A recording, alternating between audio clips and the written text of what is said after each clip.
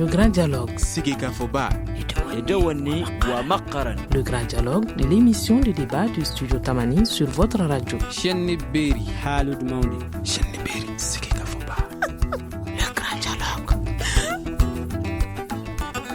Auditeurs, auditrices sur l'ensemble de nos radios partenaires, bienvenue au Grand Dialogue. Mercredi 23 mars 2016, nous vous proposons aujourd'hui de parler de la protection des œuvres artistiques, culturelles et littéraires. Comment sont protégées les créations de nos artistes? Est-ce que la culture ou la littérature nourrit son homme aujourd'hui? Comment mieux protéger les créateurs? Ces quelques questions seront adressées à nos invités qui sont Hélène Diarra, elle est comédienne, Ismaïla Samba Traoré, écrivain et promoteur de la maison d'édition La Sahélienne, Madame Diallo Aïda Kone du Bureau malien des droits d'auteur, plus exactement du service communication et relations publiques, Adaman Traoré, il est lui de Acte 7, une association culturelle bien connue. Je suis Ousmane Diadje Touré pour vous présenter cette émission. À la mise en onde, vous avez Gagné Kanté. Le grand dialogue. Dans le domaine de la musique, en guise d'exemple, il y a encore quelques années, près de 9 cassettes sur 10 étaient piratées. Au Mali, la création artistique et culturelle est sérieusement handicapée par le piratage. Les œuvres littéraires sont toutefois pas exclues. L'on voit devant les grands axes des revendeurs de CD, musique audio et vidéo, mais également des livres, des romans qui ne sont pour la plupart que de vagues copies. Comment est-ce que les créateurs arrivent aujourd'hui à vivre de leur métier avec autant de piratage dans le secteur? On va d'abord poser la question à Madame des droits d'auteur, Madame Diallo Aïda Kone. Ok, merci. Bonsoir à tous les auditeurs et auditrices du studio Tamani. À savoir si la création littéraire et artistique nourrit son homme aujourd'hui, j'avoue que c'est une question complexe qui mérite d'être approfondie. Alors, vous avez tantôt parlé du piratage. Et si nous entrons dans ce domaine, la piraterie, elle cause assez de dégâts dans le domaine littéraire et artistique. Et ce sont ces conséquences qui vont nous permettre de dire si l'art nourrit son homme. Alors, de façon simple, qu'est-ce que c'est que d'abord la piraterie? Je vais rapidement donner cette définition. Allez-y. La piraterie, c'est la reproduction illicite des œuvres licitement réalisées. Et je fabrique ma cassette, elle est sortie de façon légale. Quelqu'un d'autre vient prendre cette cassette. Vous allez m'excuser parce qu'il y a une déformation. C'est surtout dans le domaine de la musique que nous évoluons beaucoup. Donc mes exemples seront pris sur le domaine de la musique. Mais ce n'est pas que la musique seulement. Mais toutefois, le Bureau malien des droits d'auteur s'occupe de toutes les créations artistiques, culturelles ou littéraires. Tout à fait. Magnifique, Tout à fait. merci. Comme je vous l'ai dit, c'est une déformation professionnelle. Alors, Hélène Diarra, vous comptez parmi les acteurs, on va dire, majeurs de la culture aujourd'hui au Mali. Est-ce qu'aujourd'hui, on peut dire que l'art et la culture nourrissent son homme? Bon, bonsoir tout le monde. Moi, c'est Maïmouna Hélène Diarra. Maïmouna Hélène Diarra. Communément appelée Maïmouna. Et communément appelée Hélène. Voilà. Bon, demander si l'art nourrit son homme, je dirais oui, je dirais non. Parce que c'est pas l'art ne nourrit pas seulement l'artiste. Et quelqu'un qu'on partage en 3 ou 4 parties, il faut voir si la personne peut bien manger. L'art, ce n'est plus pour celui qui crée. Comme vous avez parlé de piratage, c'est presque plus pour les pirates que pour l'artiste. Aujourd'hui, hein. Moi, je fais mon œuvre. Je donne la copie à quelqu'un pour reproduction. Peut-être que ce dernier, de sa part, prend une petite partie. Il y a l'édition, il y a les vendeurs et les piratages. Les pirates, eux, ils piratent. Et bon, la somme peut être partagée peut-être par 4, au lieu que ce soit pour toi seul. Donc, je ne dirais pas que ça nourrit son homme. Ça, je ne le dirais pas. Tant qu'on ne lutte pas contre le piratage, mais je pense que ça n'ira pas. Adama, Adama Traoré, vous êtes donc promoteur de Acte 7, qui est une association culturelle bien connue. Je reviens vers vous pour la même question. Est-ce que aujourd'hui, on peut dire que l'art, la culture nourrit son homme? Ben, l'art, la culture, au niveau du Mali ici, je dirais non, je dirais oui. Pourquoi oui? Oui, quand nous travaillons beaucoup plus sur l'extérieur. Mais quand on doit travailler au Mali, il y a d'abord au niveau de la diffusion, il y a des problèmes parce qu'on n'a pas de structure, il n'y a pas de salle, il n'y a pas de subvention pour les artistes pour aller dans des localités. Donc on a construit des salles qui ne sont pas adaptées. Donc déjà, on ne peut pas parler de spectacle en live pour gagner quelque chose là-dedans. Il n'y a rien à ce niveau-là, il n'y a pas d'aide. Donc, ce qui aurait été intéressant en ce moment pour les artistes, c'est ce qu'ils pouvaient percevoir comme droit par rapport à des exploitations. Donc, à ce niveau-là aussi, il n'y a rien. Donc, si des artistes arrivent aujourd'hui à vivre au Mali, je crois que c'est sur le marché international, mais pas au niveau du Mali. Donc, c'est là où je dis oui de son art, mais il faut avoir une certaine trempe. Et non, quand tu dois te consacrer au niveau du Mali, parce qu'il n'y a pas de salle, il n'y a pas de diffuseur qui a des moyens pour payer des spectacles et les proposer au public.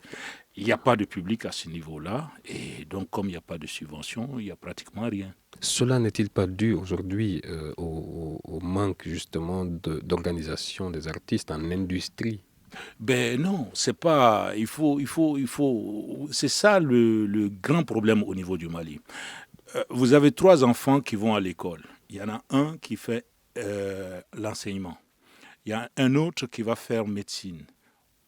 Et un autre qui va aller à l'INA qui fait du théâtre.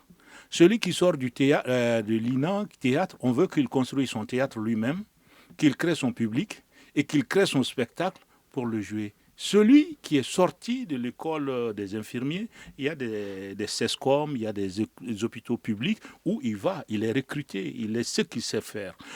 En oubliant que pour parler d'industrie culturelle, l'industrie renvoie à 2 choses.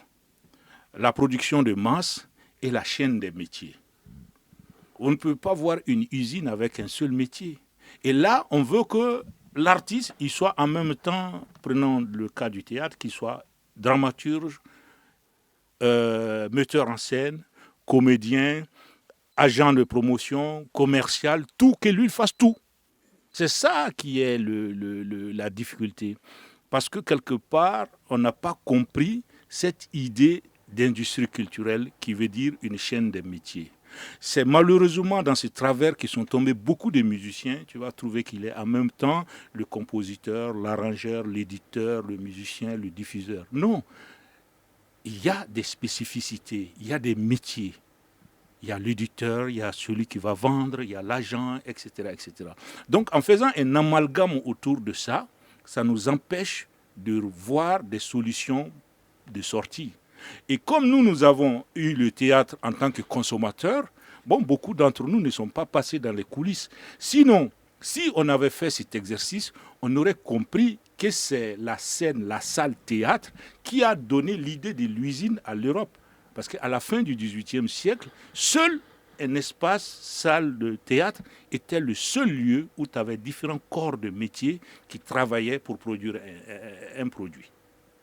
Donc, mais nous avons réduit tout cela à une seule fonction, d'où l'impasse dans laquelle nous nous trouvons aujourd'hui.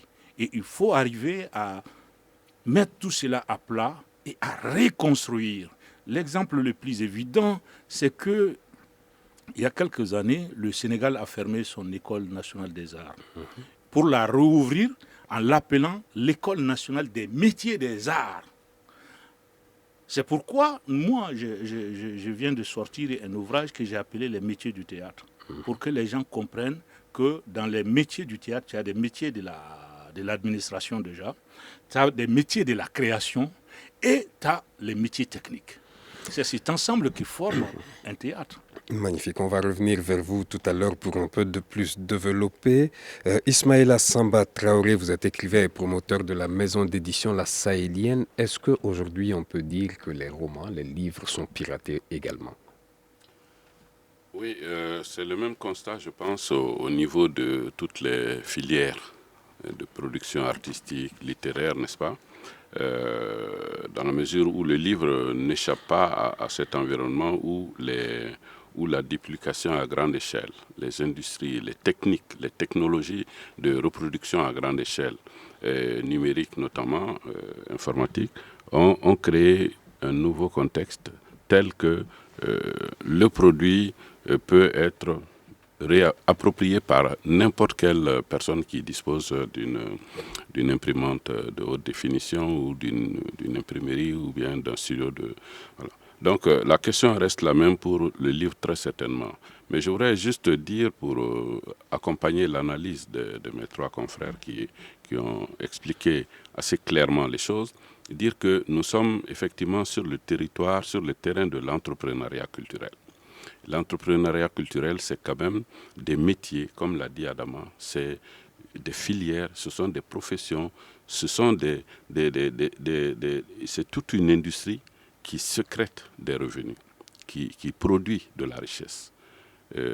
On a signalé que rien que l'industrie du cinéma en Afrique du Sud participe pour plus de 2% à la production de la richesse en Afrique du Sud. Si vous prenez le cas du Brésil, que vous preniez le cas du Maroc, de la Côte d'Ivoire, dans tous ces pays, le livre ou la musique ou le film, le cinéma, participent à la production de la richesse dans une très très grande proportion. Et même dans notre pays, aux belles années de l'industrie musicale, je pense que l'industrie musicale rapportait, je ne sais pas, 400 ou 500 milliards. Quelque chose de chiffres que je ne peux pas... Oui, ce sont des chiffres que je ne peux pas affirmer sans mes sources, sans mes écrits. Mais il y a une réalité de l'économie de la culture qui profite à la fois aux métiers, aux professions, aux acteurs, à l'assiette fiscale, à toute une chaîne qui est au niveau de toutes ces considérations. Maintenant, dans l'absolu en Europe, tous ces métiers rapportent de l'argent. Tous ces métiers rapportent de l'argent. Mais dans l'absolu, dans tous les pays du monde, la culture est l'objet de subventions, est l'objet de dégrèvements fiscaux, est l'objet de procédures d'accompagnement, de régimes d'utilité publique, de systèmes qui font que le pays producteur de richesse, le pays qui défend sa culture, exporte une image, exporte un pouvoir sur les autres, tel que l'État qui est responsable, les pays développés, par exemple les pays européens occidentaux, et mettent énormément d'argent dans ces industries-là de façon à asseoir leur domination culturelle sur le monde. Nous sommes arrivés assez tardivement sur ce terrain-là et nos industries sont assez jeunes par rapport à la jeunesse même de nos États. Merci. On va prendre quelques secondes de pause et on revient continuer la suite de cette émission. Vous écoutez Studio Tamani, votre avis nous intéresse. Écrivez vos commentaires et suggestions sur la page Facebook et dialoguez avec nous. Studio Tamani, c'est aussi les réseaux sociaux. Mercredi 23 mars, vous suivez donc le grand dialogue. On est en train de parler de la protection des œuvres culturelles, artistiques et littéraires. Pour répondre à nos questions, Maïmouna Hélène Diarra, elle est comédienne. Je suis sûr qu'elle est plus connue sous le nom de Bram Sodiougou. Ismaïla Samba Traoré, écrivain, promoteur de la maison d'édition La Sahélienne. Madame Diallo Aïda Koné du Bureau malien des droits d'auteur. Adama Traoré de Acte 7. Donc, Madame Diallo, on va revenir vers vous pour vous poser cette question-là. Quelles sont les œuvres les plus piratées au Mali aujourd'hui? Est-ce qu'on parle du cinéma, des films? Est-ce qu'on parle du théâtre, puisqu'on voit les CD, les cassettes de théâtre filmées, vendues? Est-ce qu'on parle de la littérature, des romans? Quelles sont les œuvres aujourd'hui qui sont plus sujets à la piraterie? Si vous me permettez, M. Touré, moi je crois que je n'avais pas eu le temps d'épuiser ma première question. Allez-y. Et je crois que le débat, il n'est intéressant que si l'on arrive à faire valoir ses idées. Absolument. Alors, je reviens en arrière pour dire que c'était toujours dans les mêmes... La première question, pour savoir si l'art nourrit son nom. Oui. Alors moi, je vais partir de 2 analyses. La première analyse, c'est que actuellement, de plus en plus, nous ne faisons plus de reproduction mécanique. La reproduction mécanique, c'est la fabrication des cassettes. Et quand il y a la reproduction mécanique, les auteurs et ayants droit perçoivent les droits d'auteur.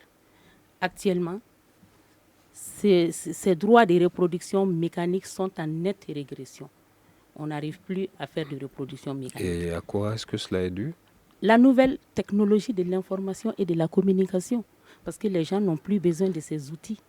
Ce dont nous avons besoin aujourd'hui, c'est les clés USB, les téléphones portables, l'ordinateur, ainsi de suite. Et la liste, elle n'est pas exhaustive.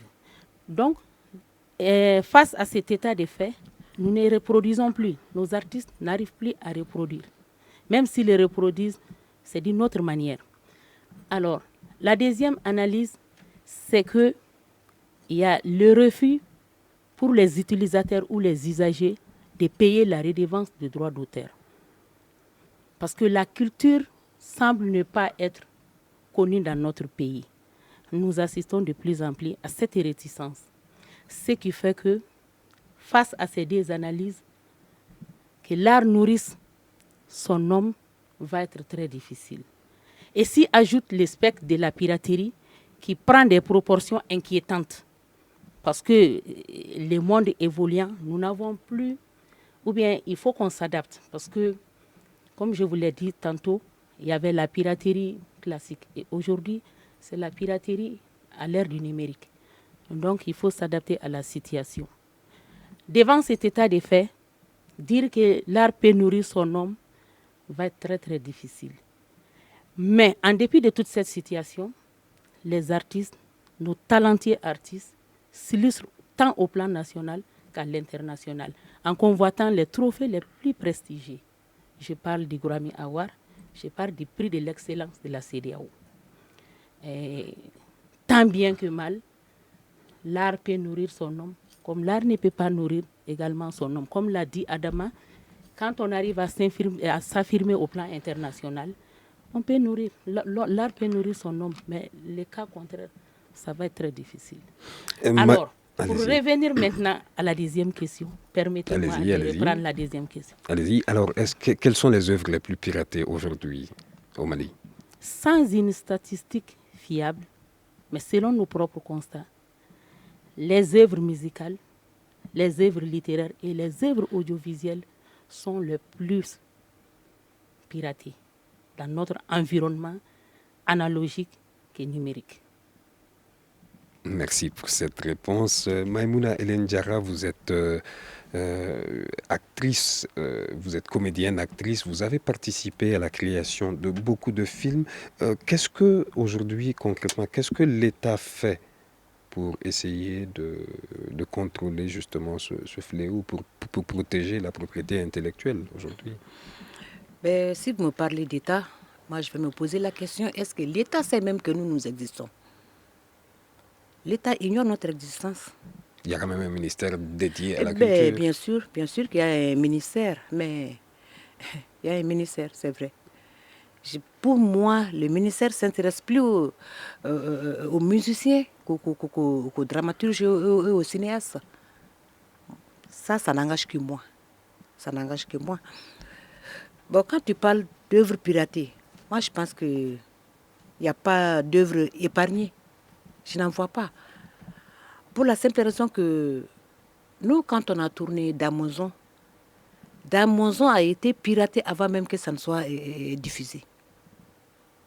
Damonzon a été piraté. Damonzon qui est un film de Sidi Diabaté. Voilà. Damonzon a été piraté avant le montage, avant la fin du montage. Bon, comment? Ça a été piraté comment? Ça, on ne le sait pas. Il y a pas, si, donc, est-ce que vous nous dites aussi que parfois les acteurs culturels eux-mêmes sont aussi les pirates? On n'en sait rien. Si le réalisateur même dit que son film a été piraté, et tu vas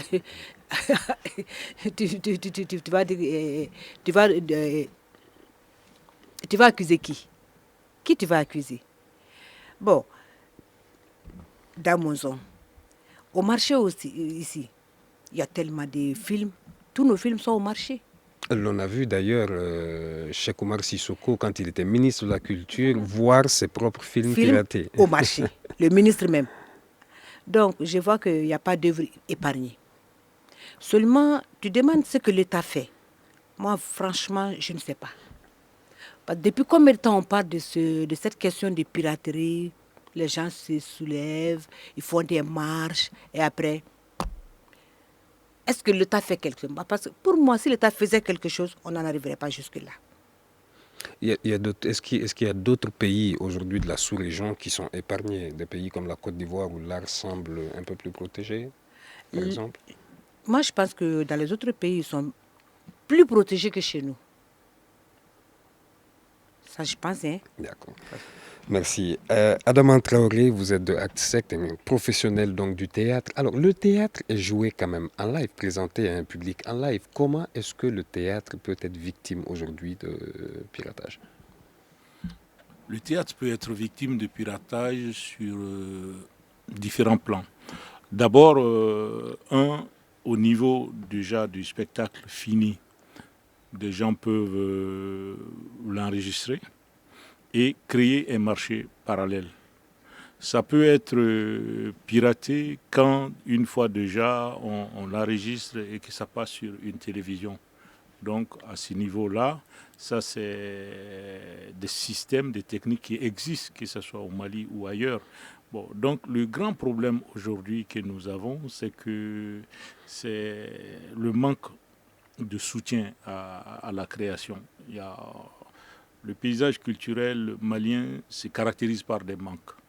Manque d'aide à la création, manque d'aide à la diffusion, il n'y a pas de structure de production.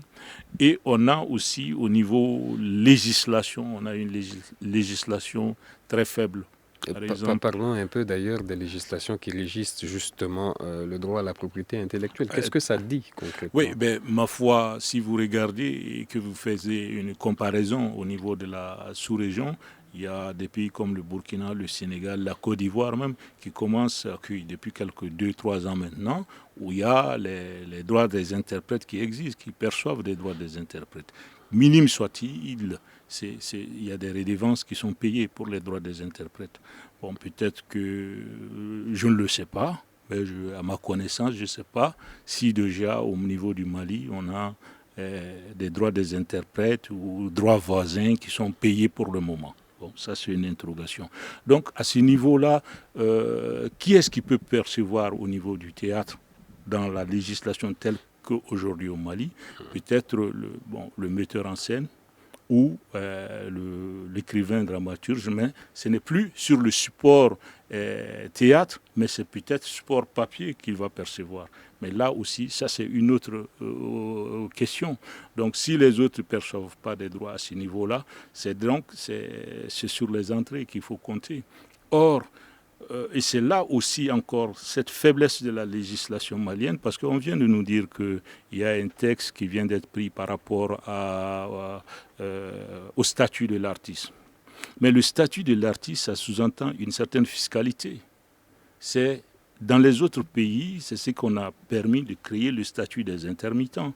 Si vous prenez un artiste, comédien ou musicien, dans un pays comme le Mali, où tu n'as pas de salle pour exploiter.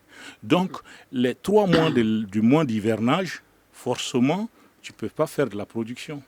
Si tu ajoutes que le mois de carême de Ramadan tombe sur un mois qui n'est pas le mois de l'hivernage, ça veut dire que tu as 4 mois dans l'année où tu ne peux pas produire. Et alors, si tu es producteur et que moi, je suis employeur, j'ai une troupe, donc je ne peux pas, sur ces 4 mois-là, payer mes charges sociales en tant qu'employeur. Donc ça veut dire que, et c'est sur ces exemples aussi pratiques qu'on parle des statuts de l'artiste qui tiennent compte de la spécificité du métier. Bon, aujourd'hui, encore dommage, on nous apprend qu'il y a eu un texte qui a été voté, qui a été adapté pour ça. Bon, nous ne l'avons pas vu. J'ai saisi les autorités du ministère du tutelle pour demander à voir cet exemplaire. Je n'ai pas vu. On m'a dit non, il faut attendre que ce soit diffusée au niveau du journal officiel pour que nous puissions la voir. Ça veut dire, comme dirait l'autre, on rase la tête en l'absence du propriétaire. Mais bon, d'aucuns diront que c'est des détails, mais des détails qui méritent d'être soulignés. Des détails donc pertinents. Maïmouna Hélène Diarra, allez-y. Quand Adama parle de salles, ici on n'a pas de salle de répétition. Il n'y a pas de salle, même de théâtre ici, digne de ce nom. Par exemple, si vous prenez le Sénégal, et ils ont fait une salle de théâtre. Et si nous jouons où? Soit au Palais de la Culture, Palais de Congrès, il n'y a pas de salle appropriée pour ça. C'est pourquoi j'ai dit que est-ce que l'État sait même que nous existons? Hein? Donc il y a aussi à tous et ces puis problèmes-là, les théâtres aujourd'hui, de salles. Tout le monde est devenu comédien. Tout le monde est devenu comédien. C'est un métier maintenant qu'on a prostitué, vous m'excusez du terme. C'est à la portée de tout le monde maintenant. Quelqu'un se lève le matin, du jour au lendemain, il devient comédien. Et alors que ceux qui sont partis à l'INA et qui ont fait ce métier, qui ont étudié le théâtre, eux, ils sont là. On dit qu'ils sont chers. On prend des gens qui font du n'importe quoi et on dit des comédiens. L'État ne fait rien. L'État ne fait rien pour préserver les gens. D'abord qu'il nous crée une salle. Qu'il nous crée une salle. Ismaïla Samba Traoré, écrivain, promoteur de la maison d'édition La Sahélienne, qu'est-ce qui aujourd'hui pousse ces gens entre guillemets, les pirates, à pirater nos œuvres artistiques, culturelles et même littéraires aujourd'hui? Bon, je pense que l'état actuel des nouvelles technologies, l'état d'avancement et la naissance des nouvelles technologies, de l'information et de la communication est pour une part responsable de toutes ces facilités de piraterie, de piratage notamment. Il y a également le fait que nous sommes dans des États où les structures étatiques ne se préoccupent pas de la défense des paramètres. Les paramètres, c'est quoi? Il y a quand même des lois, il y a des règles. Si seulement on Justement, appliquait... est-ce que ces lois sont appliquées Justement, aujourd'hui? si seulement on appliquait les lois, je pense que si seulement la plainte de X aboutissait à la mobilisation des acteurs et que cela conduise à une judiciarisation, si seulement la loi était appliquée, le problème serait résolu. À Bamako, on sait qu'il y a une catégorie presque ethno-économique qui a la haute main sur la piraterie de la musique. Ce sont des gens identifiables à partir d'un réseau de parenté, à partir souvent d'un réseau de famille, n'est-ce pas, assez puissant, qui, depuis le garçon débarqué du village à l'âge de 7 ans jusqu'à l'opérateur qui voyage à travers le monde, ce sont des gens qui portent les cassettes, qui piratent, qui les donnent à vendre, et ainsi de suite. Est-ce qu'il n'est pas possible pour un État de faire la traçabilité d'une cassette qui est arrivée sur le marché et que l'auteur, le compositeur déclare comme ayant été piratée? Cela devrait être possible. Mais c'est l'État qui n'applique pas les bons principes. Cette cassette, elle entre bien par quelque part. Donc, oui, justement, c'est vrai que le Bureau malien du droit d'auteur travaille même avec la douane. Travaillait en tout cas avec la douane. C'est-à-dire que si seulement il est un plaignant, un musicien plaignant dit « ma cassette est piratée », à partir du revendeur du marché, il est possible de remonter jusqu'au commanditaire, celui qui a déclenché le processus de copie illégale. Mais est-ce qu'il n'y a pas une grande dose d'ignorance? Parce que quand je vois ces petits revendeurs de cassettes, de CD aujourd'hui, ou même de livres au coin des rues, sur les grands axes, ils ne semblent pas savoir ce qu'ils font. Ils sont en bout de chaîne. Mais ceux qui commandent ces leviers économiques, ceux qui commandent la duplication illicite, et ils savent ce qu'ils font. Et le revendeur n'est que quelqu'un qui vient du secteur informel, qui prend à la fois des bonbons, des biscuits, des brosses à dents, et tout ce qu'il trouve, il vend, comme dirait Jean-Michel Cancan. C'est pas un métier. Le revendeur du quartier, de la rue, de feu, c'est quelqu'un qui vend tout ce qu'il y a à sa portée. Et si vous permettez, je vais essayer d'éclairer un peu concernant le livre, parce que l'analyse de mes trois confrères est très très claire s'agissant de l'ensemble des professions. Le livre, c'est plus compliqué. Parce que le livre, d'abord, dans tous les pays du monde, on dit que le livre ne nourrit pas son homme. Le livre ne nourrit pas son homme parce que pour arriver à tirer des ressources substantielles de la vente d'un livre, il faut vraiment que ce soit un best-seller tiré à 20 000, 50 000, 100 000 exemplaires. Et le prix qu'il rapporte, si le prix rapporte 50 millions. Donc il y a comme ça quelques personnages emblématiques qui font rêver les écrivains. Alain Mabanko, aujourd'hui, c'est quand même quelqu'un qui a une grande fortune parce qu'il a publié des livres à succès, il a tiré beaucoup de revenus de ses prix littéraires, des choses comme ça. Mais il n'y a pas 2, 3, 4, 5 Alain Mabanko en Afrique. Il n'y en a pas beaucoup. Donc, la population, en fait, la clientèle de la littérature, ce sont des écrivains qui s'adonnent à l'écriture par passion, pour le plaisir. Et à la fois pour Mme Maïmouna Hélène Diarra comme pour Mme Diallo, ou nous tous, Adama et moi, ce que nous faisons, nous le faisons par passion, par conviction. Et il est arrivé qu'à certains moments, nous sentions que nous sommes utiles à nos pays. Parce que si vous regardez un pays, ce sont les éléments de la culture qui parlent d'abord à l'étranger. Je pense que le premier diplomate d'un pays, c'est la culture. Absolument. Et les gens perçoivent un pays d'abord à travers sa culture et ses hommes de culture. Donc, il y a un engagement pour le plaisir et par patriotisme qui fait que les gens sont dans ces professions-là. Mais lorsqu'on arrive au niveau du livre, par exemple, ici, nous avons des acteurs bien connus qui sont les responsables de l'échec de la filière du livre. Bon, il y a, vous savez... Observez quelques secondes de pause, juste le temps, et on revient vous redonner la parole. Je vous en prie.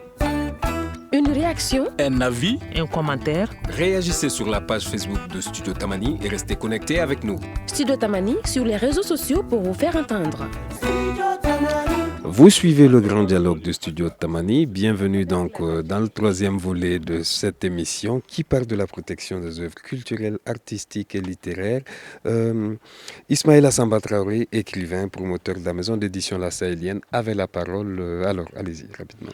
Oui, un éditeur, c'est quelqu'un qui met en chantier une maison de production. Alors, une maison vous disiez d'édition. que l'échec, justement, Voilà, de la c'est littérature au Mali... est dû à un certain nombre d'acteurs et de paramètres. Paramètres, pourquoi ? Parce que aujourd'hui, si seulement l'État agissait comme on le fait ailleurs... Mais moi, j'ai une question. Dans un pays où le taux d'alphabétisation est quand même très bas, comme au Mali, est-ce que le livre est consommé ? Dans un pays où le taux de scolarisation dépasse les 50%, j'estime que le livre a une carrière. Pas seulement le manuel, même le livre de lecture. C'est l'absence de disponibilité, d'accessibilité de la famille ou de l'élève au livre ou à la bibliothèque d'école, d'établissement qui pose le problème. Donc là, nous revenons à la responsabilité de l'État qui doit infrastructurer, comme on dit, faire des équipements et rendre disponibles les livres et l'écrit. Bon, ceci dit, de manière courante, quotidienne, aujourd'hui, l'éditeur est confronté à un certain nombre de problèmes. Un ouvrage qui marche, il peut être piraté par l'imprimeur du quartier. Un imprimeur, il prend un livre, il peut le défaire et le refaire à sa façon. Il est arrivé assez souvent à partir du marché d'Ibida qu'un tel livre qui serait demandé soit fabriqué de cette manière par des imprimeurs qui sont... Ce marché par terre de Bamako, qui est bien connu, c'est un marché qui entretient la piraterie à grande échelle s'agissant du livre et de l'imprimé. Et ça, tout le monde le connaît. Et qui a même sécrété des opérateurs qui sont très forts, qui entendent parler d'un marché d'une ONG qui veut acheter tel livre en langue nationale ou autre chose, eh bien qui posent leurs paramètres, qui entreprennent de phagocyter le circuit et qui vont capturer le marché et qui le piratent et qui vont le vendre en lieu et place de l'éditeur ou de l'auteur. Tout ça est arrivé. Il est arrivé même que des directions de finances et du matériel jouent de cette chose-là et qu'ils se prêtent à ce jeu par des acteurs de substitution qui ne sont pas les véritables opérateurs. Absolument. Donc, ce qui pose un problème très concret. Madame Diallo Aïda Kone du Bureau malien des droits d'auteur, vous êtes du service communication et relations publiques. Comment est-ce qu'on protège son œuvre aujourd'hui au Mali ? Alors, avant d'arriver à la protection, j'aimerais aborder d'abord les textes régissant la propriété littéraire et artistique. Allez-y rapidement. La première ordonnance sur les droits d'auteur date de 1977. L'ordonnance 77-46 CMLN. Et l'étant évoluant, nous avons procédé à la relecture de cette ordonnance et pour en prendre en 1984, la loi 84-26 ANRM. Et comme je l'ai dit toujours dans l'optique de l'évolution, nous n'assurons que la gestion des droits d'auteur.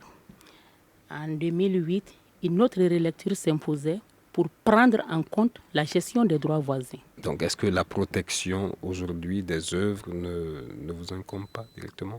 La protection des œuvres littéraires et artistiques incombe au Bureau malien du droit d'auteur. Alors, comment on peut protéger son œuvre? Pour cela, aucune condition, je le dis et je le maintiens, aucune condition n'est requise pour la protection d'une œuvre.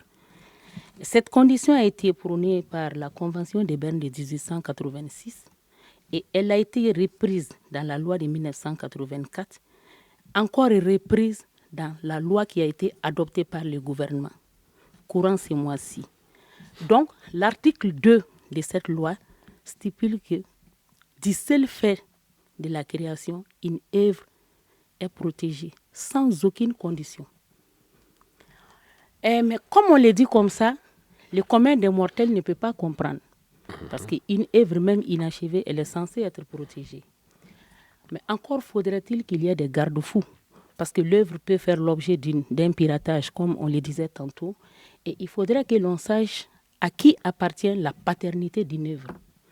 Alors, pour avoir ces garde-fous, on est obligé de venir faire la déclaration de l'œuvre au Bureau malien du droit d'auteur. Qui est l'auteur, qui sont les ayants droit, pour qu'un jour, si l'œuvre fait l'objet d'exploitation et s'il y a des retombées économiques, qu'on puisse protéger, qu'on puisse faire la répartition des droits qui sont issus de l'exploitation économique. Alors, la condition pour la protection d'une œuvre, aucune formalité. Pas d'argent à payer, pas juste se présenter. Ça, c'est une des conditions. La paternité. Un principe sacro-saint en matière de droit d'auteur. Une œuvre est censée être protégée dès sa protection et dès sa création. Mais comme je l'ai dit, pour pouvoir prétendre à la paternité un jour, il faut déclarer l'œuvre.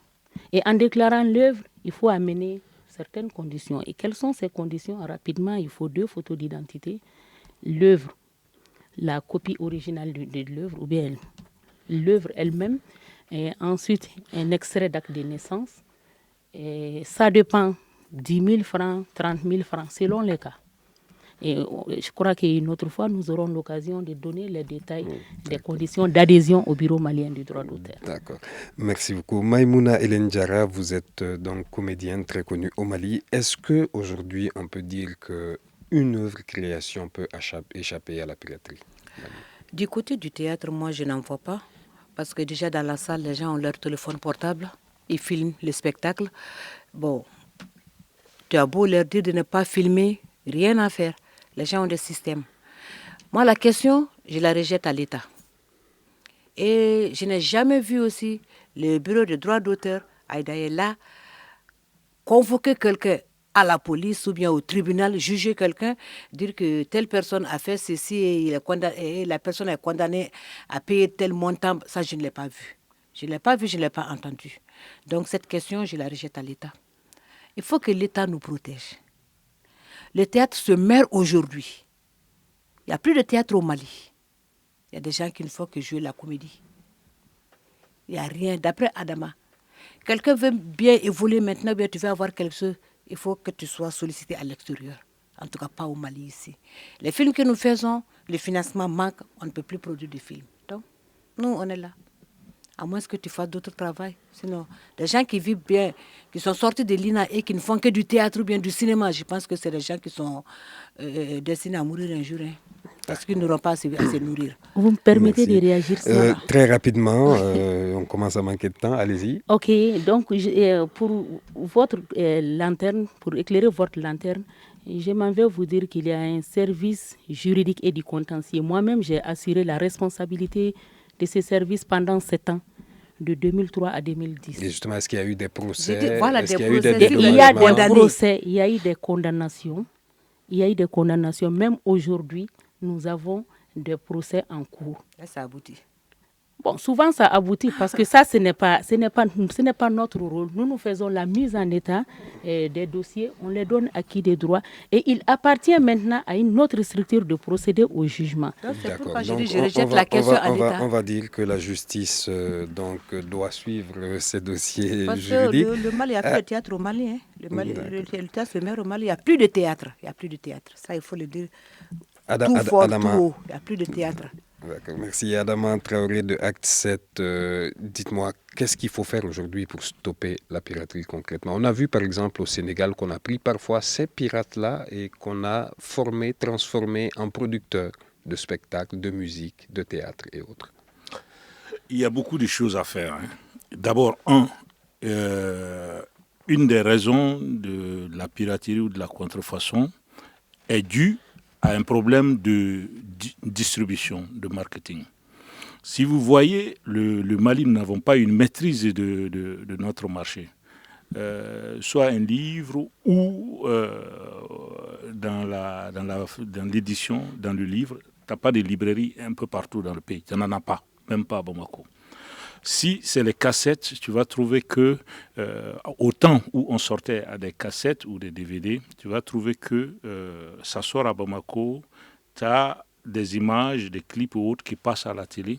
Tu vas trouver que dans l'arrière-pays, le document n'est pas disponible.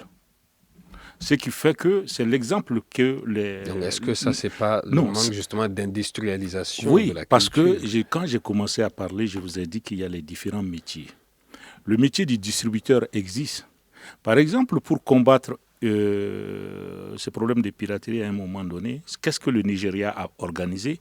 Le Nigeria a organisé non seulement sur son territoire, mais sur les pays voisins, ce qui fait qu'une fois qu'ils ont enregistré, les dépôts sont posés dans tous les pays, dans tous les coins, jusqu'au Bénin, jusqu'au Cameroun. Et c'est quand ils ont ravitaillé tous les dépôts que la communication commence, que le gens qui sort, il sait qu'en sortant de sa maison, à côté, il a le produit sur place. D'accord. Donc ça, c'est une technique. Merci beaucoup. On va très rapidement ici, parce que l'émission est presque terminée. Pourquoi c'est difficile de contrôler? Toi, Ousmane, par exemple, tu as chez toi, tu as ton appareil pour enregistrer. Le RTM passe des films, ou bien des pièces de théâtre, ou bien des musiques. Toi, tu enregistres, tu fais des... Donc aujourd'hui, la duplication est devenue plutôt à l'interne et difficile à contrôler. Ce n'est pas de l'extérieur, ça se fait au Mali même ici. On va rapidement donner un dernier mot au doyen d'âge Ismaïla Samba Traoré, écrivain et promoteur de la maison d'édition La Sahélienne. La répression ou la sensibilisation, qu'est-ce qu'il faut privilégier aujourd'hui dans le cas justement des œuvres artistiques, culturelles et littéraires? Il faut privilégier la professionnalisation. L'exemple qu'il a donné sur le Nigeria est un exemple de professionnalisation. Vous avez un produit, avant de le mettre sur le marché, il faut infrastructurer de façon à ce qu'il n'y ait pas de place pour les apprentis sorciers et les larbins. Alors, en sorte que lorsque vous sortez votre produit, il faut que le circuit de distribution, de diffusion soit disponible. Dans nos pays, que ce soit les livres ou d'autres industries, eh bien malheureusement, nous n'avons pas infrastructuré, comme dirait Kizerbo. Il n'y a pas les infrastructures qui accompagnent la production artistique et littéraire. Et ça, c'est un grave manque parce que c'est parce qu'il n'y a pas l'infrastructuration que toutes les poches de zones d'ombre sont prises en main par des gens qui viennent de l'informel. Merci mesdames, merci messieurs. Ceci met donc un terme à l'émission d'aujourd'hui. On parlait dans le grand dialogue du jour de la protection des œuvres culturelles, artistiques et littéraires. Nous étions avec Maïmouna Hélène Diarra, elle est comédienne, Ismaïla Samba Traoré, écrivain, promoteur de la maison d'édition La Sahélienne, Madame Diallo Aïda Kone du Bureau malien des droits d'auteur, merci, Adama Traoré de Acte 7, une association culturelle bien connue au Mali. Cette émission a été réalisée par Ayoubasso, Gagny Kanté était à la mise en onde, Peting Diarra à la régie vidéo. Je suis Ousmane Diadje Touré pour la présentation. Merci et à demain. Le grand dialogue. Sigi Kafoba. Edawani wa Makaran. Le grand dialogue de l'émission de débat du studio Tamani sur votre radio. Chenni Beri. Halud Maundi. Chenni Beri.